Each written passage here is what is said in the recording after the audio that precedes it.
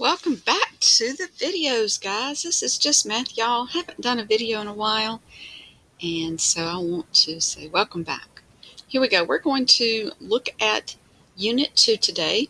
This is an intro to Unit 2, and it is a quadratic inequalities. So we'll see how far we get.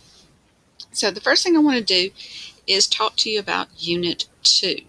Now, I am sending out this particular document. It's a Word document. It's got your Unit 2 objectives, which is inequalities and intro to functions. We're going to start with inequalities today in this series of videos, and then depending on how well it goes, we might do intro to functions. But anyway, so what I need you to do is print this document. I'm going to send it to you in a white, not black, blue background, and we're going to print this document. And this is a checklist type thing or a table of contents type document to make sure that you're getting all the objectives, all the things that you need to do before the test. Okay, it's got formulas or vocab, and it's got some interesting things on here and things to make sure you understand. It would make a good checklist for review at the end of the unit, and make sure to stay on track and make sure that you're not getting confused. So print this document and use it as a table of contents or as a study guide of all the things you need to know how to do before you take your Unit 2 test. Okay, so the first thing it says is solve quadratic inequalities using interval notation. Okay, we're going to talk about that in a minute. Then number 2 is we start talking about functions. And you'll notice that you have to determine a function from a list by looking an equation by solving for y, or from a graph by using the vertical line test. Now, I'll explain all of those things in future videos. So make sure that you are aware that if you don't understand something that's written on this particular document, you might want to go look at a video to find out. Okay. And then it says other things, and I'll probably refer back to this document regularly in new videos that I've made, but just know that this would be a good way to organize your notes. You could use it to make sure you've got all your rules, etc., because I've left some rules that you're going to have to, see about. For example, it says follow the rules here, and I don't give the rules. You'll find these rules on the other videos. So you'll need those rules, and you'll need to watch the videos to find them. Okay, and so those are some things. So today we're going to look at solving quadratic inequalities and using interval notation. So let's get back to that. Okay, so intro to Unit 2, print the objective sheet. I already showed you that. It should be found in the My Lab documents. I'll have it posted there. And again, part 1 is the quadratic inequalities using interval notation, and you must be able to solve a quadratic equation using any of the 5 methods previously taught in Unit 1. Okay, so now you say, I don't remember 5 methods. That's okay.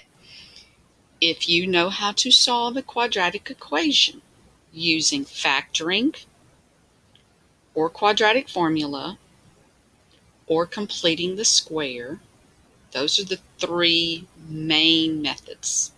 Okay, you will see me use factoring a lot. Quadratic formula and completing the square you will also see me do.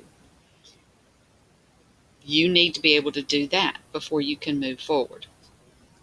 All right, so step 2 says you must be able to write answers using interval notation. Interval notation is something that is difficult for students, so we're going to go jump into that first because you in Unit 1 and you should already know how to do Unit 2. So let's look at interval notation. All right, interval notation is just a review. It's a left to right off of the number line, also known as least to greatest off of a number line, and we use this for inequalities. So that's what this is. That's an inequality. That is a greater than or equal to symbol. And hopefully you know that. So quickly, I'm going to go through these. This first one says x is greater than or equal to 2. That means color all the numbers greater than or equal to 2. So I'm going to color 2. And all numbers greater than or equal to 2. Now the interval notation would be left to right off the number line. So the left number that's colored is 2. The right number is colored is an arrow that represents positive infinity. So now the equal sign indicates we're equaling 2, so we use a bracket. The infinity is never equal. You can't literally equal infinity, so it takes a parentheses. And so this is the interval notation for that expression. All right. Next one says x is less than 3. So we're going to color all the numbers that are less than 3. And I am not coloring 3. I'm going to put an open circle there. Some people use a parentheses there, but I'm not coloring 3. And so now for my interval notation, again, I have to do left to right. So the left, I have this guy right here, which is negative infinity. And on the right, I have a 3. There is already a parenthesis on the 3 because I'm not equaling 3. And I can never equal infinity. So that's the interval notation for that. Interval notation is read from negative infinity to 3. That's how you read that, because you read left to right. Here we go. All right, now this next one is backwards. This next one's backwards, so I'm going to flip it around. I don't like the variable on the right. I want the variable on the left. All right, now the alligator's eating the variable, so when I flip it, I need to make sure that the alligator is still eating the variable. And so this now says x is greater than negative 3. So I color the numbers greater than negative 3. Again, I don't color negative 3. And so my interval notation, left to right, on the left I have negative 3. On the right I have positive infinity. And neither one are equal, so that is it, from negative 3 to positive infinity. Okay, so now we're going to look at an and an or. And means and at the same time. And at the same time. So this one's tricky. Or just means or. This one, or both. That's what or means. And means and exactly at the same time. And or means this one, or both. So here we go. So x is greater than negative 1. I'm going to color that one a particular color. I'll color that one blue. So x is greater than negative 1 would be this numbers here, but lo and behold, and at the same time, these have to be less than or equal to 5. Okay, so this is an in-between situation. It's greater than 1, and at the same time, it is less than or equal to 5. So this is an in-between. So what this looks like would be from negative 1, left to right, to positive 5. There's an equals on the 5, so it gets a bracket. There's not an equal on the negative 1, so it gets a parentheses. This is interval notation. That means from negative 1 to positive 5, including positive 5. Okay, so now an or situation, this one's a little different. We're going to do x is less than or equal to 2, so we're going to do x is less than or equal to 2 right here.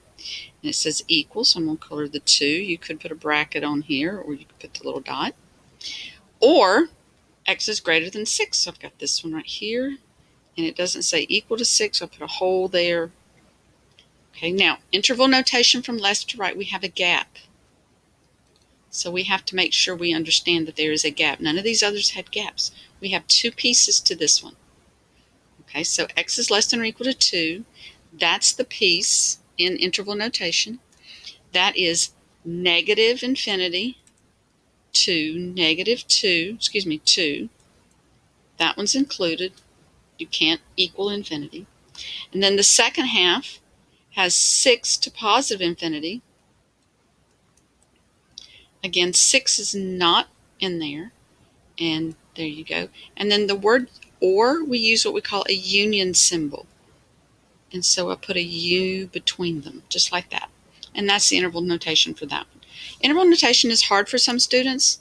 So stop the video right now, copy these down, and see if you can do those real quick. And then we'll come back to them and see if you got them right on the next video.